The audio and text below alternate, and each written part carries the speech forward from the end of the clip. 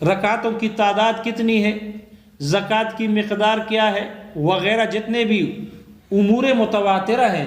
ان امور متواترہ کے لیے مجتہد کا ہونا ضروری نہیں ہے۔ ان میں علماء کا جو صاحب رائے نہ ہو یا ان میں عوام کا قول بھی حجت ہے۔ اگر تمام عوام اس پر اتفاق کر لے تو یہ اتفاق حجت بن جائے گی، یہ اجماع حجت بن جائے گی۔ لیکن اگر یہ فرض کر لیا جائے کہ عوام میں سے کسی نے اس اجماع کی مخالفت کر لی تو پھر اب یہ اجماع منعقد نہ ہوگی جب تک کہ عوام بھی اس کے ساتھ اتفاق نہ کر لے، یہ اجماع حجت نہیں ہوگی۔ تو اجماع ایسے امور شرعیہ میں کہ جو امور متواترہ میں سے ہے ان کے لیے مجتہد کا ہونا ضروری نہیں ہے، تو ان جیسے احکام شرعیہ کے لیے جیسے مجتہدین کا اتفاق کرنا حجت ہے، ضروری ہے، اسی طرح ایسے علماء جو ذو رائے نہ ہو یا ایسے جو عوام ہے، عوام کا اتفاق کرنا بھی اس اجماع کے لیے حجت ہے۔ اگر عوام میں سے بھی کوئی مخالفت کرے گا تو اجماع منعقد نہیں ہوگا، اجماع منعقد نہیں ہوگا۔ لیکن نور الانوار کے محشی نے نقل کیا ہے، نور الانوار کے محشی نے نقل کیا ہے کہ اجماع منعقد نہ ہونے کا مطلب یہ نہیں ہے کہ عوام میں سے اگر کوئی مخالفت کر لے تو اجماع منعقد ہی نہیں، یعنی معتبر ہی نہیں ہوگا، جب تک کہ عوام میں سے ہر بندہ اس کے ساتھ اتفاق نہ کر لے، یہ مطلب نہیں۔ یعنی عوام میں سے بھی کوئی آدمی اس کی مخالفت کی جرات نہیں کر سکتا، اس لیے کہ عوام طبقہ فی طبقہ، پاکستان، افغانستان، چین، جاپان، امریکہ، سعودیہ، سارے دنیا کے مسلمان عوام سب کے سب یہ کہہ رہے ہیں کہ ہاں یہ وہی قرآن ہے، یہ قرآن جو ہمارے ہاتھوں میں ہے یہی کتاب اللہ ہے، رکعتوں کی تعداد اتنی ہے، زکوٰۃ کی مقدار اتنی ہے، تو اس پر طبقہ فی طبقہ عوام سب کا اتفاق ہے، عوام میں سے کوئی بھی اس کی مخالفت کرنے کی جرات ہی نہیں کر سکتا۔ لیکن کوئی جرات کر لے، جیسے کرتے ہیں بعض جرات، اگر کوئی جرات کر لے تو پھر یہ مطلب نہیں ہے کہ اجماع ہی نہیں ہوگا، اجماع ہوگا، اور اجماع کی وجہ سے وہ کافر بن جائے گا، وہ کافر بن جائے گا۔ کہنے کا مقصد یہ ہے کہ عوام میں سے بھی کوئی جرات اس کی مخالفت کا نہیں کر سکتا، علماء اور عوام سب کا اتفاق ہے اس پر، تو اگر سب کا اتفاق ہو تو اجماع ہوگا، وگرنہ نہیں۔ لہذا اگر کوئی ایک بھی مخالفت کر لے، چاہے علماء میں سے ہو یا عوام میں سے، اجماع نہیں ہوگا۔ نہیں ہوگا کا مطلب یہ ہے کہ کوئی جرات کر ہی نہیں سکتا، اگر کر بھی لے تو اجماع پھر بھی ہو جائے گا اور اس کا منکر کافر ہوگا، جیسے کہ نور الانوار کے محشی نے نقل کیا۔ لیکن یہاں شارح نے ویسے ہی چھوڑ دیا کہ اگر عوام میں سے کسی ایک بھی اس کا انکار کر لے تو اجماع نہیں ہوگا، اجماع منعقد نہیں ہوگا۔ اس لیے مصنف نے کہا کہ جن کی کوئی رائے نہ ہو اجتہاد مسائل شرعیہ میں، ایسے علماء اور عوام کی رائے کے مخالفت کا بھی کوئی اعتبار نہیں ان مسائل میں کہ جن میں رائے سے استغنا ہوتی ہے، رائے سے استغنا نہیں ہوتی، یعنی ان احکام شرعیہ میں ہے کہ جن میں جو طلاق، نکاح اور معاملات سے تعلق رکھتی ہے، ان میں عوام کی اور ایسے علماء کی جن کی کوئی رائے نہ ہو ان کی مخالفت کا بھی کوئی اعتبار نہیں۔ ہاں سوائے ان احکامات میں جن میں رائے کی کوئی ضرورت نہیں ہوتی، مجتہد ہونا شرط نہیں، ان میں عوام اور علماء کی بھی رائے کی معتبر ہے، ان کی مخالفت معتبر ہوگی۔ پھر مصنف رحمہ اللہ کہتے ہیں کہ اجماع کے چند مراتب ہیں۔ اجماع کے چند مراتب ہیں، ویسے کہتے ہیں اجماع ہے اس مسئلے پر، یہ مسئلہ مجمع علیہ ہے، اس پر اجماع ہے، تو اجماع کے چند مراتب ہے۔ اجماع تمام صحابہ کا پہلا مرتبہ جو سب سے قوی ترین اجماع ہے وہ یہ کہ تمام صحابہ نصاً صراحتاً اجماع کر لے کسی قول پر یا کسی فعل پر، اور یہ کہے اجمعنا علی کذا، جیسے کہ تمام صحابہ کا حضرت ابوبکر صدیق رضی اللہ عنہ کی خلافت پر اجماع ہوا، تو تمام صحابہ اگر کسی مسئلے پر اتفاق کر لے اور صراحتاً اتفاق کر لے تو اس صورت میں یہ اجماع کا قوی ترین درجہ ہے، اور یہ کتاب اللہ کے آیت کی طرح اور حدیث متواتر کی طرح ہے، اس لیے اس کا منکر کافر ہے، اس کا منکر کافر ہے۔ اس جیسے اجماع کے حجت ہونے میں کوئی اختلاف نہیں ہے۔ دوسرے، کیونکہ اس میں جو لوگ کہتے ہیں کہ اجماع کے حجت ہونے کے لیے اہل مدینہ ہونے کا شرط ہے، جیسے مالکیہ کی طرف قول منسوب ہے، تو ان میں اہل مدینہ بھی شامل ہے۔ جو کہتے ہیں کہ اجماع کے حجت ہونے کے لیے ضروری ہے اجماع اہل بیت ہی کا حجت ہے، اس کے علاوہ کا نہیں، تو ان میں اہل بیت بھی شامل ہے۔ لہذا اس جیسے اجماع کے حجت ہونے میں کوئی اختلاف نہیں۔ یہ قوی ترین قسم ہے، مرتبہ ہے اجماع کا۔ دوسری قسم ہے وہ اجماع ہے کہ جو بعض صحابہ کے صراحت کے ساتھ ہو اور بعض صحابہ کے سکوت کے ساتھ ہو۔ کچھ صحابہ کسی مسئلے پر اتفاق کر لے اور دوسرے حضرات صحابہ اس پر خاموش ہو، مدت تأمل گزرنے کے بعد بھی اس پر رد نہ کرے، تو یہ دوسری قسم کی اجماع ہے۔ اس سے بھی حکم قطعی طور پر ثابت ہو جاتا ہے، لیکن یہ پہلی قسم کی بنسبت کم درجے کی ہے، کیونکہ اس میں سب نے صراحتاً کہہ دیا اور اس میں سب نے صراحت نہیں کی، بعض کی صراحت کے ساتھ ہے اور بعض کی خاموشی کے ساتھ، جس کو اجماع سکوتی کہتے ہیں۔ اجماع سکوتی کہتے ہیں۔ یہ اجماع سکوتی حجت ہے یا نہیں، اس میں اختلاف ہے۔ جمہور حضرات کے نزدیک یہ اجماع حجت ہے اور یہ اجماع صحیح ہے، اور یہی قول ہے اکثر ہمارے فقہاء حضرات کا، احناف کا، اور امام احمد ابن حنبل کا، اور بعض شوافع کا بھی یہی مذہب ہے۔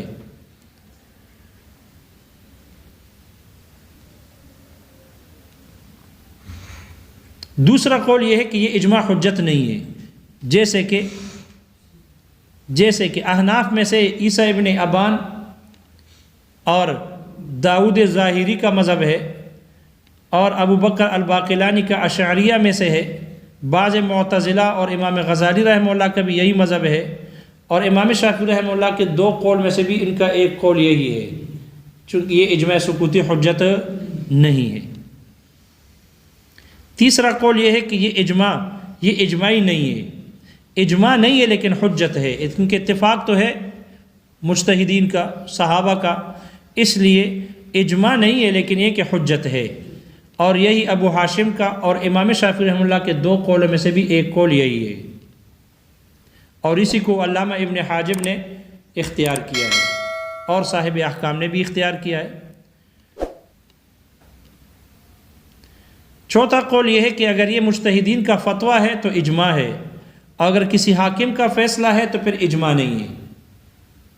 پھر یہ اجماع نہیں ہے۔ جمہور حضرات کہتے ہیں، یہ جو بعض حضرات، امام شافعی رحمہ اللہ کا قول مشہور یہ ہے کہ اجماع سکوتی حجت نہیں ہے، یہ حضرات کہتے ہیں کہ دیکھو بعض صحابہ کا صراحت کر دینا اور بعض کا خاموش رہنا، یہ خاموشی ہر مرتبہ رضامندی کی دلیل نہیں ہوتی، ہر مرتبہ رضامندی کی دلیل نہیں ہوتی۔ جیسے کوئی آدمی رضامندی کی وجہ سے خاموش ہوتا ہے، رعب کی وجہ سے بھی خاموش ہوتا ہے، اور دوسرے کے ادب و احترام کی وجہ سے بھی خاموش ہوتا ہے، دوسرے کے فتنے سے بچنے کے لیے بھی خاموش ہوتا ہے۔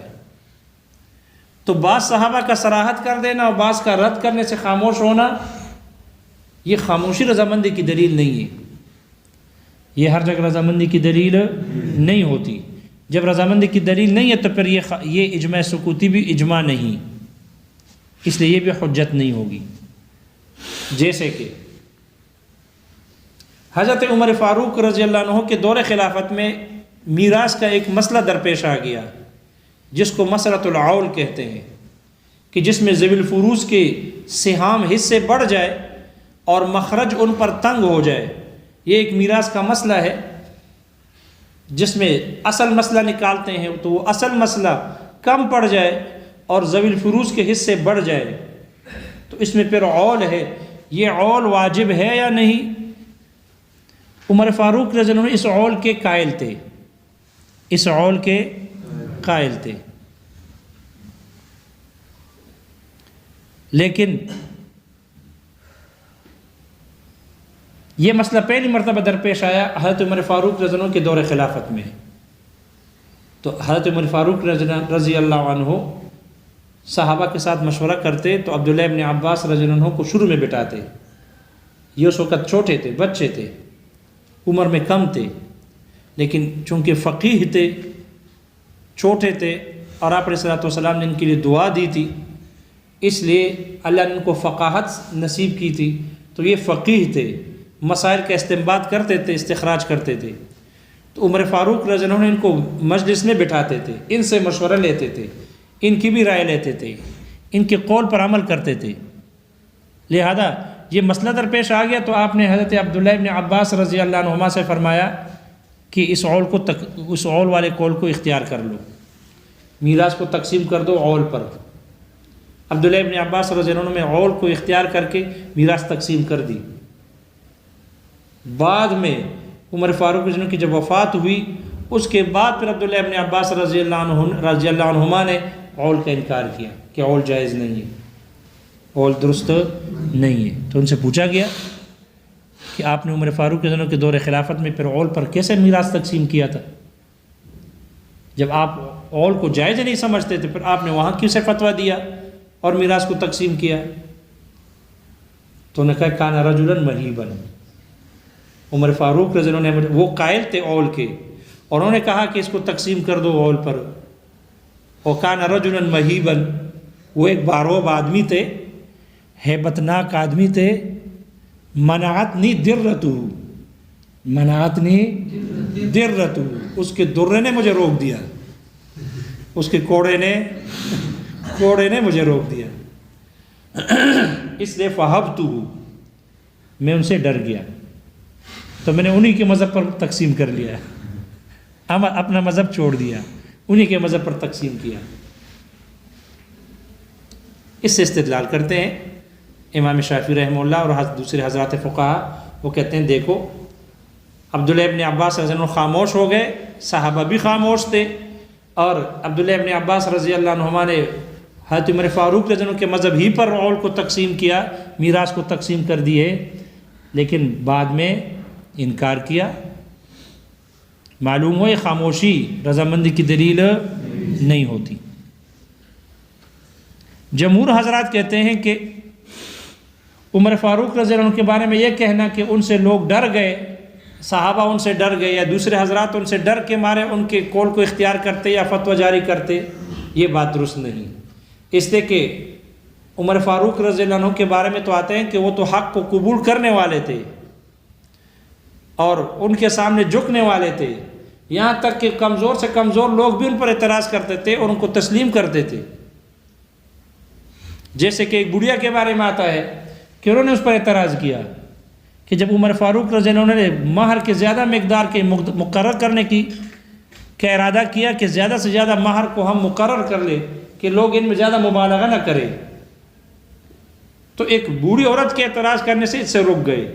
کہ آپ کیسے زیادہ حق مہر کو متعین کرتے ہیں، جبکہ اللہ نے فرمایا وَإِنْ آتَيْتُمْ إِحْدَاهُنَّ قِنْطَارًا، اگر تم میں سے کوئی آدمی اپنی بیوی کو قنطار دے دے، بہت زیادہ مال دے دے، تو اللہ نے تو فرمایا کہ زیادہ مال بھی اگر دے دے تو آگے کیا ہے فَلَا تَأْخُذُوا مِنْهُ، ان سے کچھ بھی نہ لو واپس.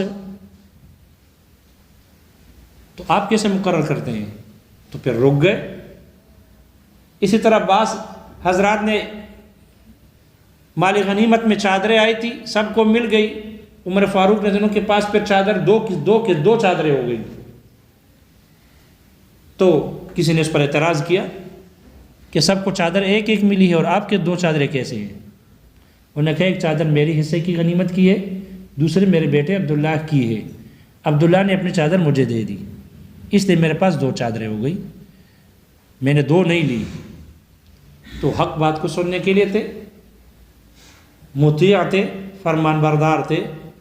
اس لیے یہ کہنا کہ صحابہ یا بعض حضرات ان کے روب کی وجہ سے خاموش ہو جاتے تھے، یہ بات درست نہیں ہے. اس لیے عبداللہ ابن عباس رضی اللہ عنہما کے بارے میں جو یہ نقل آئی ہے کہ انہوں نے مخالفت کی اور یہ فرمایا کہ منا کان رجلا مہیبا فہبتہ ومنعتنی درتہ، یہ قول، یہ نقل صحیح نہیں ہے، یہ نقل درست ان کے طرف سے جو منقول ہے یہ نقل درست نہیں ہے۔ اگرچہ نور الانوار کے محشی نے نقل کیا ہے کہ امام طحاوی اور دوسرے حضرات نے اس کو نقل کیا ہے، بہرحال اور دوسرے حضرات کا بھی یہی قول ہے۔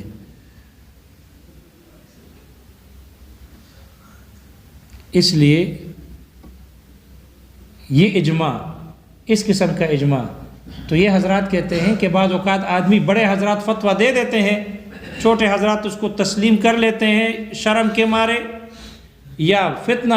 برپا ہونے سے بچنے کے لیے، تاکہ فتنہ نہ ہو، اس لیے خاموش ہو جاتے ہیں۔ تو یہ خاموش ہونا یہ صرف رضامندی کی دلیل نہیں ہوتی، بلکہ جیسے غصے کی دلیل رضامندی کی دلیل ہے، غصے کی بھی دلیل ہوتی ہے۔ اس لیے اجماع سکوتی امام شافعی رحمہ اللہ کے قول کے مطابق اجماع سکوتی اجماع نہیں ہے، اس لیے حجت نہیں ہے۔ کوئی مسئلہ سمجھ میں آ گیا؟ دیکھو کتاب میں، وَلَا بِالثَّبَاتِ عَلَى ذَلِكَ حَتَّى يَمُوتُوا، اور نہ ہی ان مجتہدین کا اس اجماع پر قائم رہنے کا کوئی اعتبار ہے، حتیٰ یموت، یہاں تک کہ وہ مر جائے، یعنی موت تک ان مجتہدین کا اس اجماع پر قائم رہنے کا بھی کوئی اعتبار نہیں۔ وَلَا لِمُخَالَفَةِ أَهْلِ الْهَوَىٰ، اور نہ ہی اہل ہوا خواہشات پرست لوگوں کی مخالفت کا بھی کوئی اعتبار نہیں، فیما، اس قول میں، نسبو بھی، اس چیز میں، نسبو بھی کہ جس چیز کی طرف ان کو منسوب کیا گیا ہے، الی الہوا، خواہشات کی طرف۔ ولا لمخالفت من لا رأی لہ، اور نہ ہی ان لوگوں کی مخالفت کا کہ جن کا کوئی رائے نہ ہو، فی الباب، اس مسئلے میں، اس باب میں، الا فیما یستغنی عن الرأی، سوائے ان مسائل میں، ان احکام شرعیہ میں کہ جن میں رائے سے استغنا ہوتی ہے۔ ثم الاجماع علی مراتب، پھر اجماع چند مراتب پر ہیں۔ فالاقوى، سب سے قوی ترین، مضبوط ترین اجماع، اجماع الصحابۃ نصاً، صحابہ کا صراحتاً اجماع کرنا ہے، لأنہ لا خلاف فیہ، اس لیے کہ اس میں کوئی اختلاف نہیں۔ ففیہم اہل المدینۃ، تو انہی میں اہل مدینہ بھی ہیں، وعطرۃ الرسول، اور علیہ السلام، اور آپ علیہ السلام کے آل اولاد بھی ہیں۔ ثم الذی ثبت بنص بعضهم وسکوت الباقین، پھر وہ اجماع ہے کہ جو بعض کی صراحت کے ساتھ اور دوسرے بعض کے سکوت کے ساتھ ثابت ہوئی ہو۔ لأن السکوت فی الدلالۃ علی تقریر، اس لیے کہ حکم کے تقریر الحکم، حکم کے ثابت کرنے پر دلالت کرنے میں جو خاموشی ہے، دون النص، یہ نص سے کم درجے کی ہے۔ ثم اجماع من بعد صحابۃ، انشاءاللہ